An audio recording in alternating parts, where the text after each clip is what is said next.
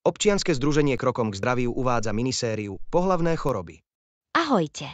Ako sme si povedali, pohlavné choroby sú infekcie, ktoré sa prenášajú najmä pohlavným stykom.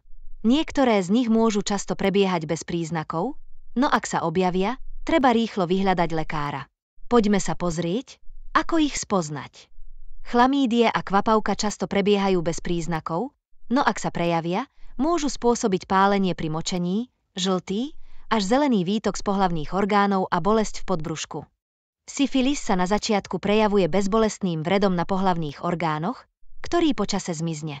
V druhom štádiu sa objavujú kožné vyrážky, horúčka a únava.